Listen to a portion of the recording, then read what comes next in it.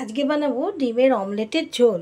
ডিমের অমলেটের ঝোল বানাতে প্রথমে ডিমটাকে অমলেট করে নেব। দুটো ডিম পেঁয়াজ দিয়ে নুন দিয়ে ফেটিয়ে অমলেট করছি।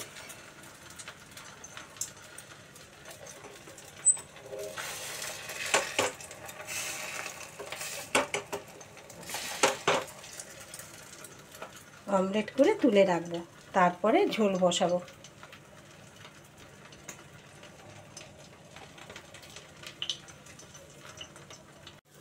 ডিমের অমলেটটা হয়ে গেছে, এবার এটাকে ডবল ডিমের অমলেট অর্ধেক করে দিলাম, দুবেলা হয়ে যাবে।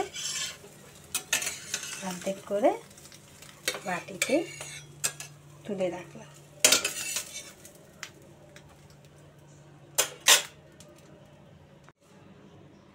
কড়াইতে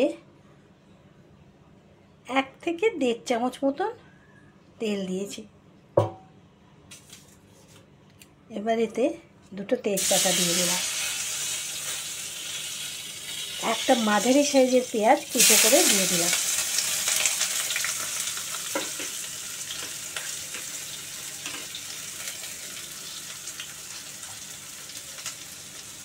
রসুন বেশি না, একটি বড় রসুনের কোয়া থেতো করে দিয়ে দিলাম।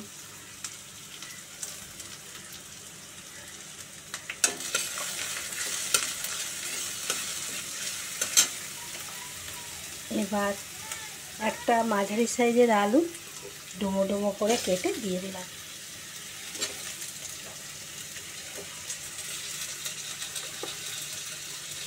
এর মধ্যে এই ছোট চামচের 1 চামচ হলুদ দিয়ে দিলাম।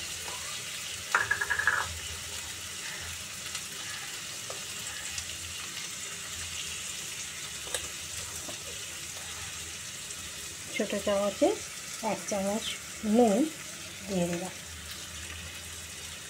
এবার এটাকে ভাজা ভাজা করবো। আলু পেঁয়াজ রসুনটাকে নেড়ে চেড়ে ভাজা ভাজা করবো।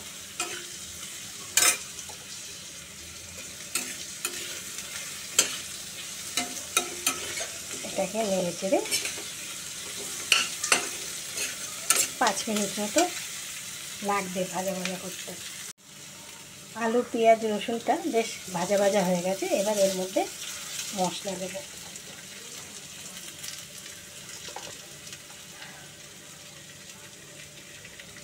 ছোট চামচের 1 চামচ জিরে গুঁড়ো দিলাম।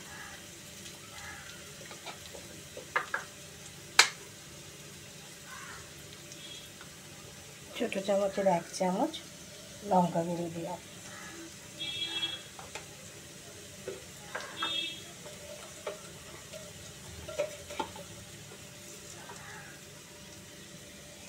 ছোট চামচের 1/2 চামচ মতো চিনি দিলাম। 1 চামচ মতন আদা বাটা দিলাম। এবার একটু জল দিচ্ছি মশলাটা কষাবার জন্য। এবার মশলাটা কষাবার জন্য জল দিলাম। মশলাটা কষাচ্ছি। এবার মশলাটা বেশ কষানো হয়ে গেছে। এবার জল দিয়ে দিলাম সেদ্ধ হবে বলে। আলুগুলো ফুটে উঠলে তারপরে ডিমের অমলেটগুলো দিয়ে দেব।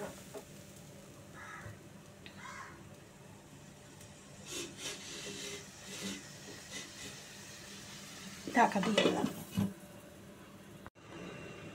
ঢাকনাটা খুলে দেখছি ফুটে উঠেছে জলটা।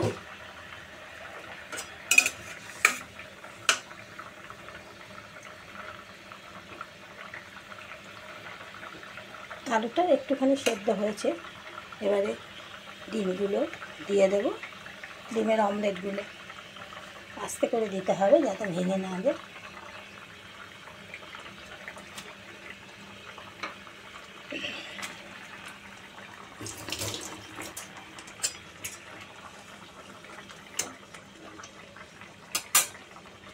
এবার আবার কিছুক্ষণ ফুটবে, 5 মিনিট মতো ফুটবে। ঢাকা দিয়ে দেব।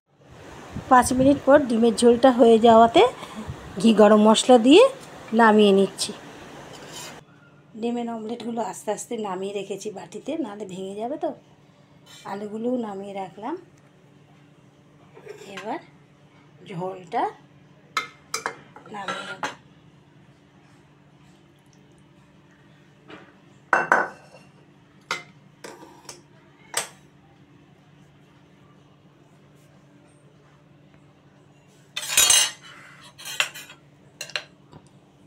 ডিমের অমলেটের কারি।